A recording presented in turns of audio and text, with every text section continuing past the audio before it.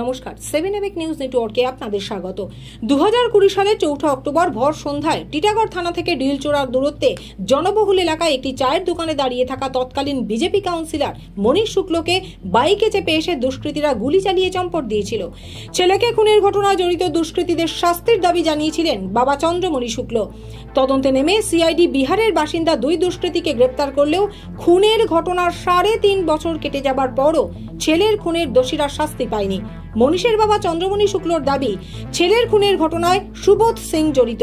3.5 বছর ধরে পুলিশ প্রশাসনকে বলেও সুবোধকে বিহারের জেল থেকে নিয়ে আসা হয়নি। আর সম্প্রতি বেলঘড়িয়ার রথতলা মোড়ে ঘটে যাওয়া আগরপাড়ার ব্যবসায়ী অজয় মণ্ডলের গাড়িতে গুলি চালনার ঘটনার তদন্তে নেমে বিহারের বেউর জেল থেকে কুখ্যাত দুষ্কৃতী সুবোধ সিংকে নিজেদের হেফাজতে নিয়েছে ব্যারাকপুর পুলিশ কমিশনারেটের গোয়েন্দারা। আর সুবোধ সিংকে হেফাজতে নেবার পরেই ফের ছেলের খুনের বিচারের আশায় জড়িত দোষীদের গ্রেপ্তার করে শাস্তির দাবিতে সোচ্চার হলেন মনীষের বাবা চন্দ্রমণি শুক্ল। আমরা কতবার সিআইডি কে বলেছি আপনারা বেউর জেল থেকে নিয়ে আসুন, কোর্টে প্রডিউস করুন, ট্রায়াল শুরু হোক, কিন্তু কোনো দিন নিয়ে আসেনি।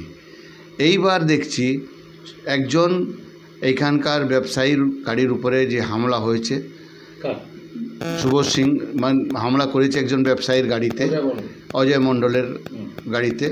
সেইখান থেকে দেখছি কি পুলিশ এত তৎপর হয়ে গেছে, তখন কি সুবোধ সিংকে নিয়ে এসছে, কিন্তু মনীষ শুক্লের জন্য নিয়ে আসেনি। সেই জন্যে যখন নিয়ে এসছে, আমি এটা জানতে পারলাম কি সুবোধ সিংকে এরা নিয়ে এসছে।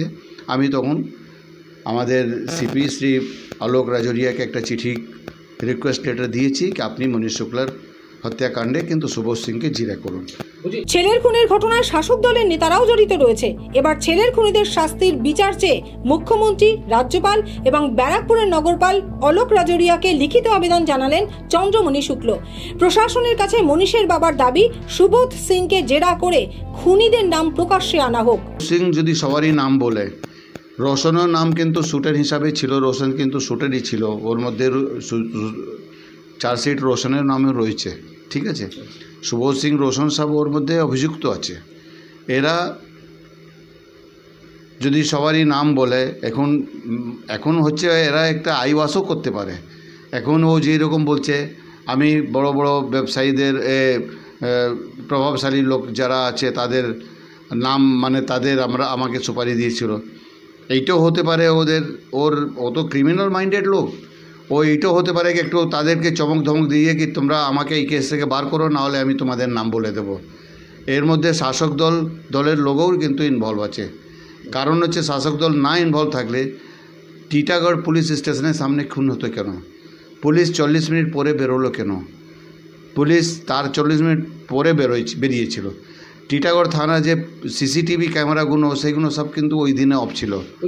করছি কি আপনি নিরপেক্ষভাবে আপনি আপনার সত্যতা নিয়ে আপনি কিন্তু জিরা করুন। আর সুবোধ সিংকে আর রোশনকে, আর সুবোধ সিংয়ের নাম যে আপনার কোর্টের কেস থেকে যে একুইটাল দেওয়া হয়েছে তাকে আপনি সাপ্লিমেন্টারি চার্জশিট দিয়ে আপনি ওর নাম আবার ওর মধ্যে অভিযুক্ত করুন। ব্যারাকপুর থেকে রাজাদের রিপোর্ট, 7 এবেক নিউজ নেটওয়ার্ক। আরও বিভিন্ন খবরের আপডেট জানতে হলে অবশ্যই সাবস্ক্রাইব করুন 7 এবেক নিউজ নেটওয়ার্ক চ্যানেলটি, কারণ আপনাদের একটা সাবস্ক্রিপশন আমাদের কাছে অত্যন্ত মূল্যবান। জয় হিন্দ।